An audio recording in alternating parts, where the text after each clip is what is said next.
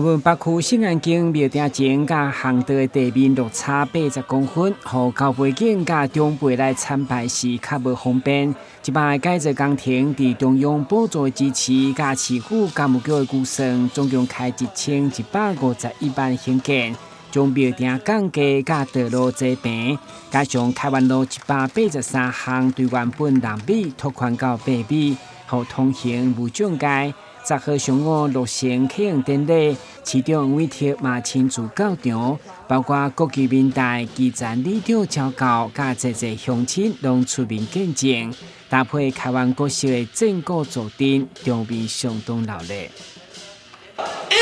精彩！同时掌声鼓励喝彩，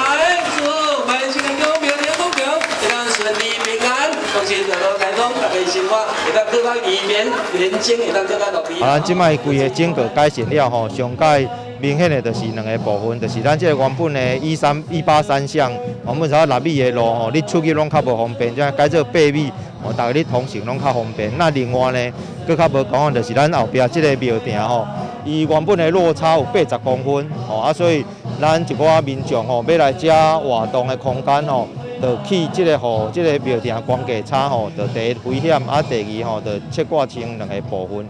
但是咱即马安尼了，咱的庙埕就加强扩大，提供互咱的民众，互咱乡亲好朋有一个正好的一个休闲的空间。新安境广场的改造，加上对外通行的无障碍，以及周边排水一并的改善，互来到庙的信众拢相当热闹，开始变甲真无同款，毛注意柯俊雄满心感谢。黄市长上任的时阵，伊来遮朝拜，看到咱遮的即个涂骹的庙埕甲路，安尼会使讲较近啊。佮无开辟，佮关家，所以足感谢市长的即个作为。但咱讲安尼，咱无来想办法来用像今仔安尼，咱的百姓的心内所爱，伊拢了解。